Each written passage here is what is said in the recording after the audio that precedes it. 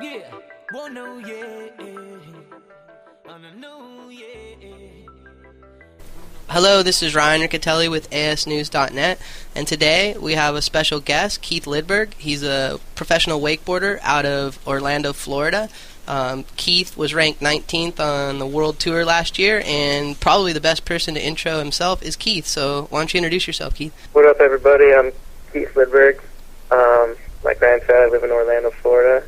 Coming down from Minnesota about 5 years ago. I wakeboard for a living and also do a little bit of video editing. But pretty much all I do.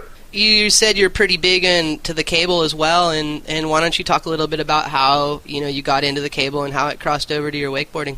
Well, when I moved down here from Minnesota, I kind of came cold turkey. I didn't really set it up. I didn't know anybody. Came down, started riding the cable, rode the cable hard for probably 2 years before I really got to know anybody that I could go ride with on the boat. But in that 2 years, I probably spent 6 days a week, 5-6 hours a day, going out and falling, learning air tricks, learning how to hit rails. We never hit rails before when I lived in Minnesota, so that was a new thing for me. And like I said, I did that for a couple years. Started getting into contests through cable. Traveled to Germany and Austria, and that was a really good experience. Met some cool people, and then slowly started to transfer over to the boat through like Mike Ferraro and those cats when they used to be out at OWC. And through that relationship, I met Pat Panakos and ended up at the projects. And pretty much now I ride boat mostly, and a ton of rails. I guess living with Pat got me into riding rails a bunch, so quick. So you switched over and you've been on the tour now for a couple years, and what's that like? Tour's different. It's fun. It's something you get to travel. I haven't had killer seasons on an actual tour. For some reason, I don't come through until the end of the year at the one-off contest. But I think for me, it's just getting used to the different wakes. I ride behind an Nautique. Tour's pulled by a Mastercraft. So I'm trying to this season kind of get a little bit more riding time behind the different boats. But as far as just going out and kind of seeing where the sport's going, I think Tour's really pushing us to push the sport. I don't know if that sounds corny or not, but you got a lot of good riders. They're putting on new rails and stuff, so I don't know. It's fun. I like to do it. Well, and you're based in Orlando, Florida, and that's kind of the mecca of wakeboarding. And last year you lived at the projects, and what was that like? Living at the projects is fun. I've lived there, I think, for 2.5 years. I started out mostly coaching out there and helping Pat build rails, kind of learning how to build rails. Through that, we had a pretty tight crew. I don't know if you've ever seen any. We've got a video out called Genetics that kind of showcases all the riders that lived and worked out there. There was probably, I think, 7 or 8 of us at one time living out there, just riding together, building stuff, coaching students when we had them. And it's been a big influence in my riding. A lot of good people. Pat pushes all the guys, helps out with our attitudes when we get low.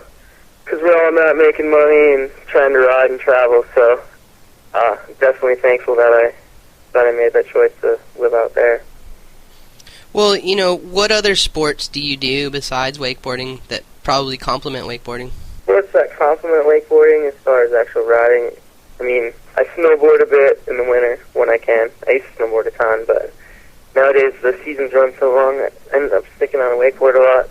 We learned how to surf a while back. I don't do it a lot because I'm scared of sharks. Being from Minnesota, I didn't see the ocean until 5 years ago, so I'm still a little sketchy about that. As far as contests go, I think I played hockey for most of my life, so learning like the mental part of the riding kind of comes through. Well, and who's your crew that you ride with on a regular basis?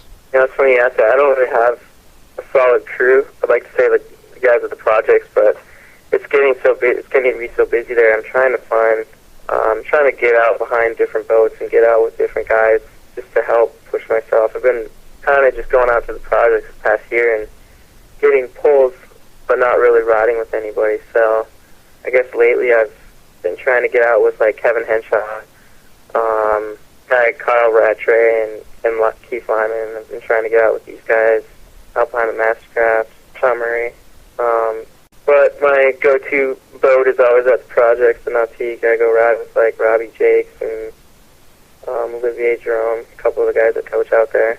If I can't get a boat set, you can always find me at the cable. Just riding by myself. OWC? Yep, OWC. Yeah, and I know a lot of people probably are wondering, like, what kind of boards do you ride, and what, like, bindings do you ride, and are they the production version? Yeah, I don't ride anything special, anything that you can't get in the store. I ride a board called the Militant from Gator Boards, and then they're basic bindings, the dual lace binding. I ride 136. I kind of switch between 136 and 140. I kind of made up my mind the length I want to ride. I'm a little bit shorter, so I thought a shorter board would work, but I'm starting to think I need to ride a longer board. But what's nice about the board I ride is I don't have to really do anything with it when I change from boat to cable. Just put it on and go. What do you find is the difference between like a 136 and a 140? You said a longer board. There's not a huge difference. The only difference I really noticed was in the landings. It's a little bit, you're not landing perfect on that 136. You have to be really aware of where you're at on your board so you don't lose your balance. So it's a little bit harder to land on, but I think for me, riding on it's forced me to be a little bit better, more consistent rider, because I actually focus on my landings instead of just landing and being surprised that I did land. Well, and this leads into the next thing. I mean, a lot of people who listen to this show, they're always they're like the recreational rider, and they're trying to progress, obviously, their personal riding. And, like, what feedback can you give to anyone for, like, learning new tricks? Well, as far as learning new tricks, the biggest thing I would say is to visualize. Try, like, get a video, if you're down in Florida, go to the cable and watch guys ride. Try to hook up with guys that are doing the trick you want to work on, and kind of study how they approach the wake, how they take off, every little part of their body when they're going through the trick, and then take that and try to put yourself in their shoes and visualize the trick before you even get on the water and attempt it. Usually, when I try a new trick, I'll spend who knows how long, maybe a couple hours, throughout a week, visualizing myself doing the trick, whether it's just, as I'm going to bed, falling asleep or taking a shower or whatever it may be.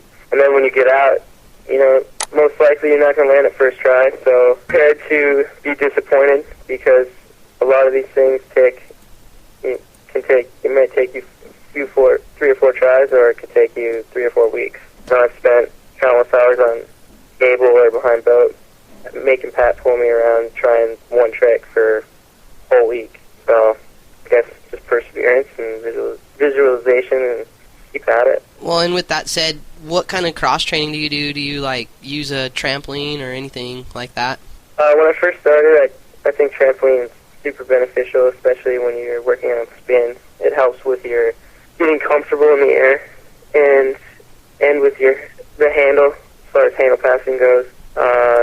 Some of the inverted tricks it might help with, but other than that, I would say I do a lot of, like, cross-training as far as, like, working out. I do a lot of running, trying to get into swimming, and just things that work with different muscles that you don't necessarily use when you're wakeboarding, and definitely lots of stretching. Well, and you live in Orlando, like I said, it happens to be, the mecca of wakeboarding, and you've said you've been making some videos and stuff, and why don't you talk a little bit about some of those projects that you're working on? Yeah, last year, I think it was last year, it's pretty much been a year and a half since we started. Pat and I kind of got together. Well, we'd always talked about making a video for the projects, for all the riders, and kind of got sick of talking about it, and Pat and I were like, let's do this. So we started compiling all the footage we've had for the past few years, and of all of us guys out there, and that kind of kick-started the rest of the guys to get their rears in gear, and we started filming a bunch and editing. I edited about 70% of the video. A couple of the guys did their own sections, like Ryan Doyle did his own, Pat Panakos did his own section, but it was kind of our first project just to get ourselves out there and promote ourselves. I know Pat does a lot of work to help out a lot of the other guys, a lot of, pointless crew, and he does a lot of work for other guys in the sport. So, and then I know we help out a bunch with that. So this is kind of our chance to push ourselves. And it actually came out. We didn't get a lot of advertising on the video, but we sold quite a few videos for the. I mean, we've got a lot of connections through, like, we played at that Wake Stock last year, and we got a lot of good feedback. So kind of are starting to get into our next project, which will be called Urban Assault. And this project's going to be using a few of our guys and a few, like, other pros, mostly rail guys. It's going to be a little something different. So I think we're aiming to have that out spring of 2007. So that'll be something to look forward to. Not only for all you guys, but for me to work on it. Personally, it's a lot of fun for me. Well, and where can our listeners learn more about these projects?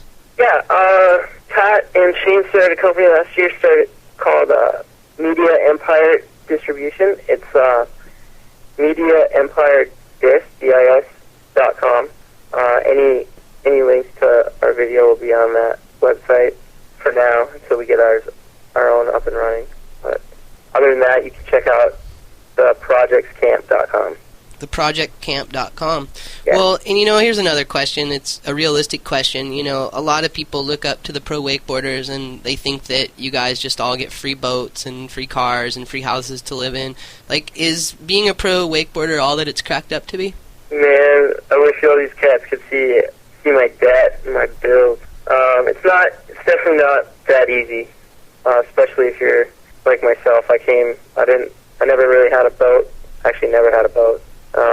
Even when I was back home in Minnesota, I just caught rides with other guys. When I moved down here, I had to ride cable for 2 years before I even met anybody with a boat. I'm sure there's guys that are a little bit more enthusiastic about getting themselves behind something, but I like to take it the hard route. But, I mean, spent a lot of hours, different jobs. I think I sold cars for about a year and a half when I first moved here. Bartended, valeted, built docks, actually. That's funny, because Colin, I think, was on your show. I was building docks with him for a winter. I think I built a couple docks with him. Just, whatever work you could do that gets you the hours where you can get out and ride, I think this is the first year I don't have to work a normal job, and I'm still trying to find things to do, get a little extra cash. So what's the next stop for you? Well, this year's going to be crazy. I have every weekend booked. I'm actually right in the middle of getting ready. I leave next week to go to Doha, Qatar for the first World Cup series. I got invited to. That's basically in the Persian Gulf, borders Saudi Arabia. So that's a little interesting. Never been over there to the Middle East. I guess we'll see how that goes. But other than that, I've got a few of those world trips going on this year. France, China, Singapore, and then I've got some cable stuff where I'll be in Germany and Austria. I guess the thing I'm looking most forward to is Wake Stock again up in Toronto. There's so much for the riders. For this contest. Normal tour stop for the riders. We'll be doing a lot of sitting around most of the day just waiting for your ride. But with this, we've got a pool stunt, and there's a separate rail contest and a wake contest. So. And a bunch of beautiful ladies to cheer you on. Yeah, yeah. Well, I've got my own. Luckily this year, she actually was a cheerleader, so I think I'm set up. You're doing all right then. Yeah. Well, I want to thank you for coming on the show. I know you're busy, and I want to give you a chance to give a shout-out to your sponsors and your friends, so you can drop some bombs right now. Yeah, first and foremost, I'd like to thank Pat Panakos Projects and Donald Shelberg for pushing me to ride on the cable. He's the first person I met when I got into wakeboarding, and definitely probably one of the biggest reasons I stay in the sport. And then next to that, my sponsor is Gatorboards. Gator for hooking me up, taking care of me past year and this year coming up. Nautique. Hopefully they'll slide me a boat pretty soon. Ehrlich Sunglasses and Marine Products.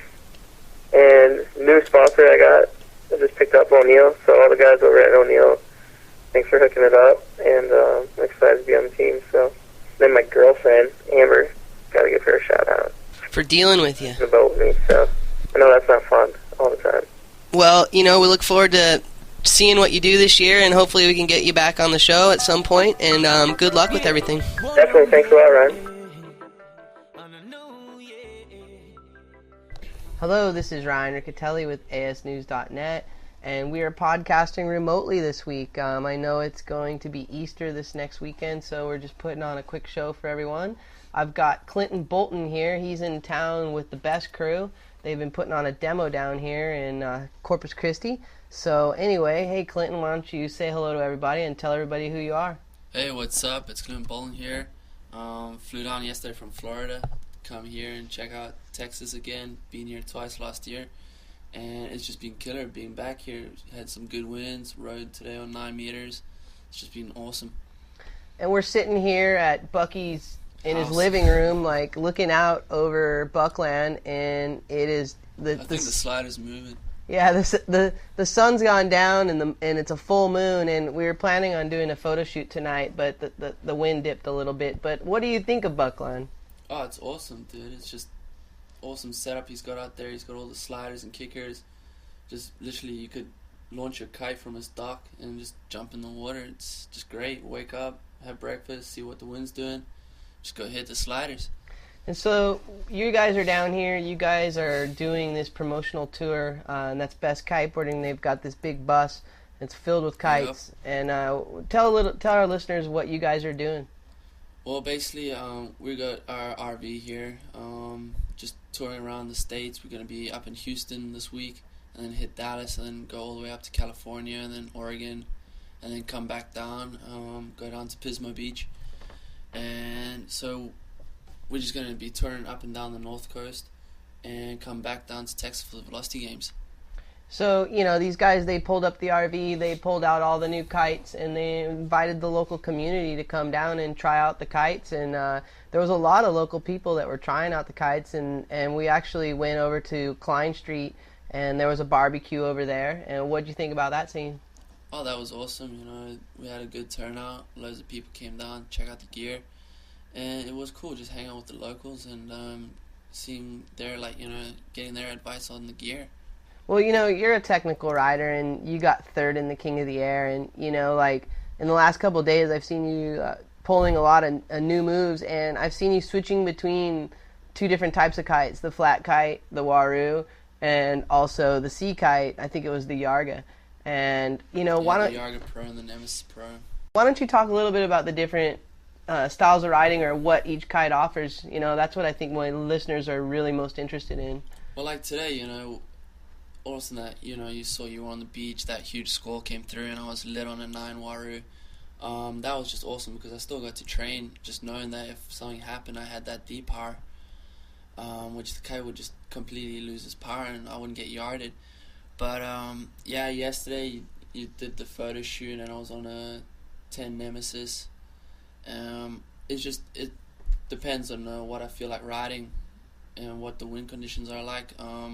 Basically on the C-shaped kites, I like to ride with short lines, 20 or 23 meter lines, and then on the Warus I got 27, so there is a big difference.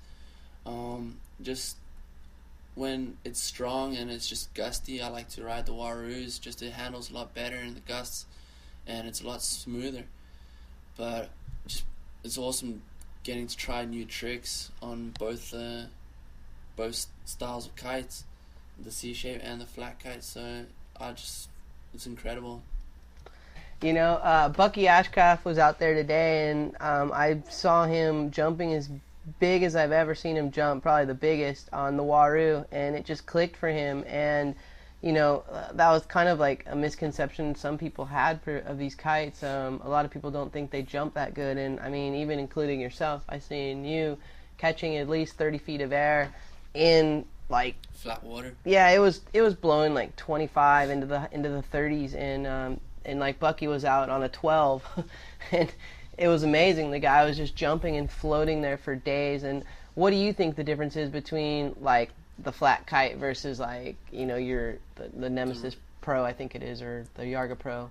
Well, definitely, if you want a C-shaped kite, you wouldn't be able to hold down a 12 today. But it's just with the whole flat kite situation, with the whole new deep power that's going.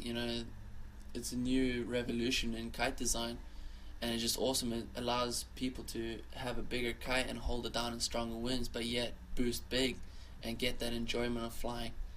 Well, and you come from a strong surfing background, and I've also watched you switch between a few different boards. You have a couple different setups, and why don't you talk about your board setups? Yeah, I got the 2 Pro Limited, which I ride from Best. I got my one with foot straps and then one with bindings. I like to just switch them around. In flat water, I'll ride in bindings and try new and harder tricks, which I need the bindings for softer landing in order to do the powered moves.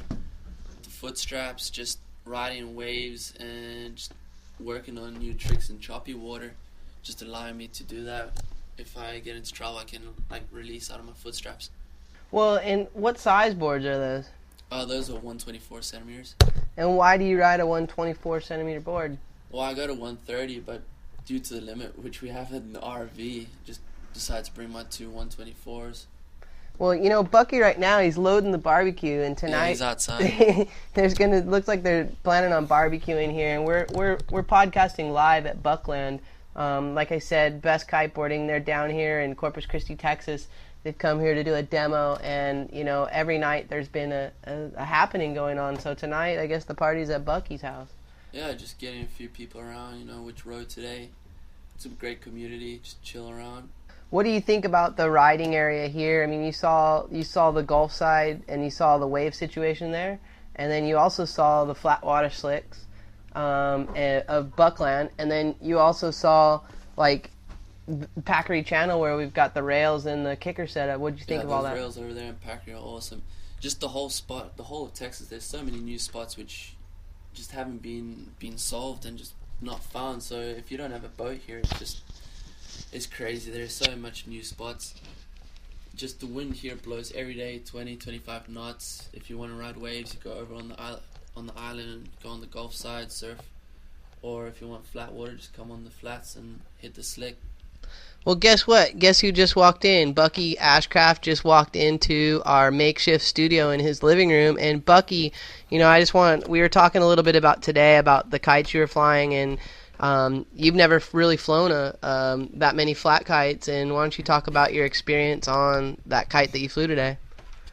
The kite I flew today was a Best Waru, and I was very, very, very powered on 12, and other people were flying 9s and such. For a flat kite, it was really good. I really enjoyed it. I've been able to fly pretty much every flat kite out there. A Sonic and the Cabrina crossbow and the Switchblade, and really got to compare a lot of them. And I wouldn't say one's better than the other, but I definitely say that as the progression has gone, the later kites are definitely the better kites out of the flat kites. You're definitely doing some new tricks out there, that's for sure. Oh, thank you.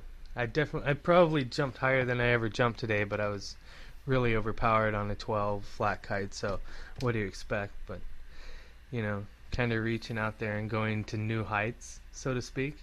Well, we got Clinton down here, and we were just talking a little bit about his gear and everything, and talking about, actually, we got a new addition to Buckland, and it's not really a new addition, it's an addition to Buckland. And why don't you talk about the new addition? Actually, the new addition was the, I'd say 30-plus feet put onto the Texas flag slider when we were in Mexico. Cliff Stone and Shane Gordon and Marcos and David Hall and Eddie Hall from South Padre Island and we all went down to Tampico to a contest, and while we were gone, Mikey Wagner had a little bit of time on his hands, so he took a time out of his busy days to go and put another 30 feet on there. So now we have a really, really nice long 60-plus foot slider with a little dragon tip at the end, and it's definitely been the obstacle to hit this week. Well, and not a lot of people know who Mike Wagner is. We call him Mike P. He's the guy who's responsible for building all of these obstacles, or most of them. He keeps them in check because he's like the resident, I wouldn't say unemployed.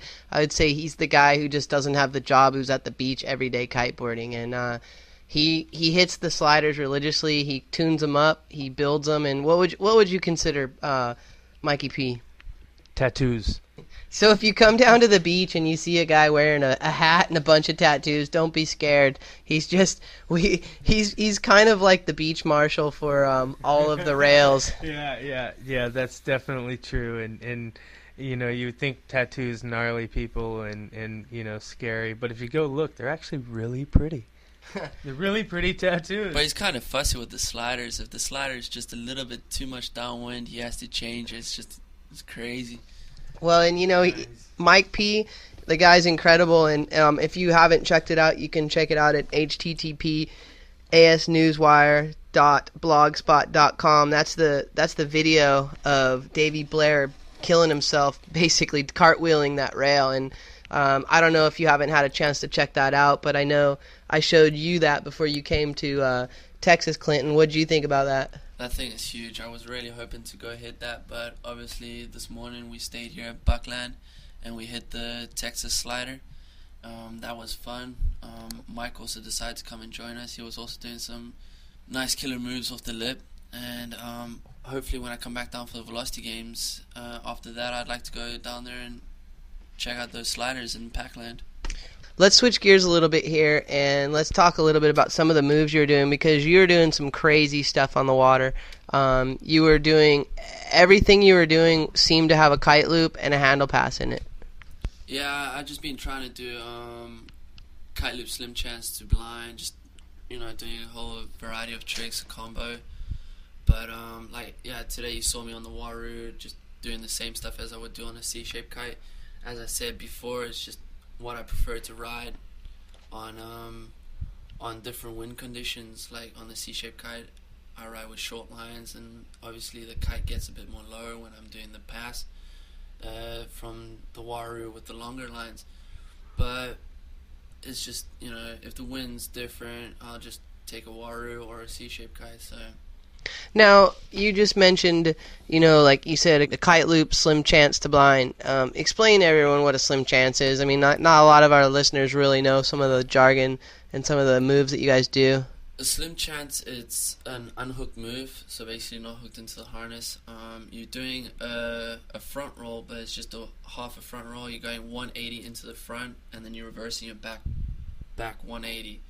So it's kind of complicated to describe, but you know, just imagine that you're doing a front roll, and then instead of still doing the whole 360 of the front roll, you stop halfway and then you reverse it back. You know, a lot of our listeners, they're just guys who go and girls who cruise to the beach and are just looking to progress their kiteboarding. And you know, you're a pro, and most of the pros seem to be so like unapproachable and just on a whole nother level. And I mean, what are some tips that you can give them for progressing a move? I mean, breaking through to that next level. Well, definitely, you know, you want to try out in lighter winds so you don't hurt yourself at the beginning. But, you know, you just have to have the commitment and just have the trust in your gear and also in yourself that you can make it, and just go for it. What do you recommend to somebody, like if they want to go learn one trick? I mean, I've heard from a lot of people that, you know, pick a trick that you want to focus on, visualize the trick, and then go out there and just focus on that trick alone, and try to at least do it 5 times before you leave the water that day. Yeah, definitely. But you know, doing it 5 times, a new trick, definitely takes a lot of energy out of you. If you got a friend with a video camera, that's perfect, because then he can film you, and then you go home that evening and have a look in slow mode and see what you're doing wrong, and you know, then you know what to perfect back in your next session the next day. Real quickly, I want to give you a chance. I know you just launched your new website, so why don't you plug your new website? Yeah, well, it's been out for now a year, but I've been changing it. So for 2006, just changed it. It's www.clintonbolton.com. So yeah, check it out and send me an email. And you know, Clinton is the guy. He's living the dream. He's living out his bag. He just flew in from Florida, and the way I keep track of Clinton is on his instant messenger, his MSN. He always has the country of wherever he's logging on. So I mean, I watch the kid bounce around the world. And where are you headed next? Well, tomorrow we go up to, I think it's Houston. We're up there for a few days, and then we hit Dallas and just go up to California and check it out there. So it's gonna be awesome. It's being on an RV, just see more of the States. I got back last week from Australia, was there for 2 months. That was awesome also. Just great surf, great wind. And yeah, just seeing 2 different countries, it's great. Well, we have this holiday over here in the United States. It's called Thanksgiving, and last night we were at the party at Klein Street Wind Sports, and Clinton brought up the fact that he got to experience his very first American Thanksgiving. And why don't you talk about that? Oh yeah, that was last year. I got back from Brazil and I was here for Thanksgiving and just went with some people, some friends, to their place and had a Thanksgiving there. I thought, how much food could you actually possibly make? Thanksgiving is just, giving thanks, and they gave me the whole story, and just arrived there and there was 3 tables full of food, 2 turkeys, and just, it was awesome. Just great food, and yeah, probably put on a few pounds. Well, anyway, we know that it's Easter, and we just want to wish all of you a happy Easter around the world, and thanks for tuning in to asnews.net. Bucky's got the barbecue going, and we have a barbecue to go and attend, so why don't you give us some shouts out to whoever you want to give shouts to? Yeah, just thanks to my sponsors, especially Best Kiteboarding, for sending me out here and putting me on the bus, letting me tour around the States. They've helped me out a lot. They're a great company to work with. And also I got a few other sponsors, Dakai, Reef, and also possibly Smith Optics. They're going to probably hook me up. Well, right on, Clinton. And basically some of these photos will be available at southcoastkiteboarding.com. And real quickly, what do you think about this place for learning how to kite? If anybody wants to learn how to kite, you got to come to Texas. You definitely guaranteed wind. And just good riding, great spots, it's awesome. You guys got to come down here. Well, right on, Clinton, and we'll be keeping track of you at clintonbolton.com, and if you need dates on where the next best, demos going on, log on to bestkiteboarding.com. I guess they've got That'll be also on my site. Oh, it's also on Clinton's site, so hey. Under events. Alrighty, well, let's go out there and get some barbecue. Later.